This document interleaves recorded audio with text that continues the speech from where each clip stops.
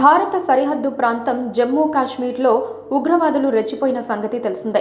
జమ్మూ కాశ్మీర్లో ఉన్న పహల్గామ్ అనే పర్యాటక ప్రాంతంలో ఏకంగా 28 మంది పర్యాటకులను దారుణంగా చంపేశారు. అయితే ఇలాంటి నేపథ్యంలో రంగంలోకి దిగిన ప్రధాని నరేంద్ర మోదీ పాకిస్తాన్ దేశానికి ఊహించని షాక్ ఇచ్చాడు.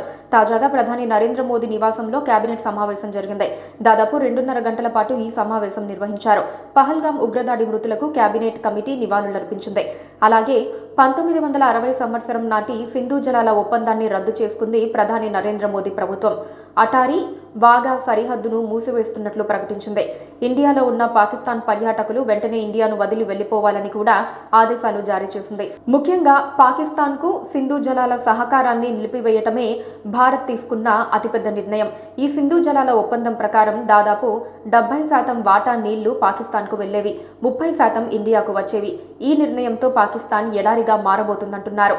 సార్క్ వీసా మినహాయింపు పథకం కింద పాక్ జాతీయులకు భారత వీసాల జారీ నిలిపివేస్తుంది. ఇప్పటికే జారీ చేసిన వీసాల రద్దు ప్రస్తుతం భారత్లో పర్యటిస్తోన్న పాకిస్తానీలు 48 గంటల్లో దేశం వీడాలని ఆదేశించింది. ఉగ్రవాదానికి పాక్ మద్దతివ్వటం మానుకునేదాకా 1960లో కుదుర్చుకున్న సింధు నదీ జలాల ఒప్పందం సస్పెన్షన్. భారత్ పాక్ మధ్య రాకపోకలు జరుగుతోన్న పంజాబ్లోని అటారీ సరిహద్దు తక్షణ మూసివేత. దాని గుండా పాకిస్తాన్కు వెళ్లిన వారు తిరిగి వచ్చేందుకు మే 1 దాకా గడువు. ఢిల్లీలోని పాక్ హైకమిషన్ నుంచి రక్షణ త్రివిధ దళాల సలహాదారు 5 సహాయక సిబ్బంది బహిష్కరణ. వారంలోపు భారత్ వీడాలని ఆదేశం.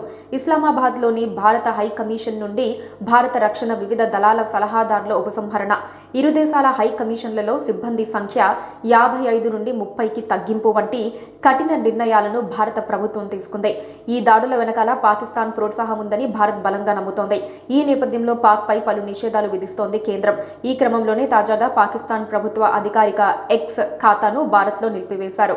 ఈ మధ్య Pakistan army chief general Asim Kashmir తమ కంటనాలమని, దాన్ని మర్చిపోయేది లేదా విడనాడే ప్రసక్తే లేదని ప్రకటించారు.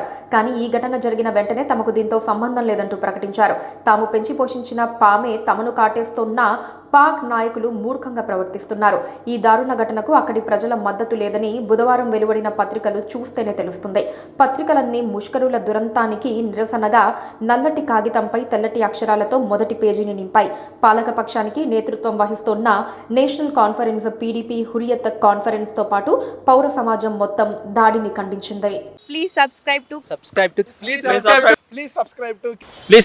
KTV Telugu. KTV Telugu. KTV Telugu. KTV Telugu channel.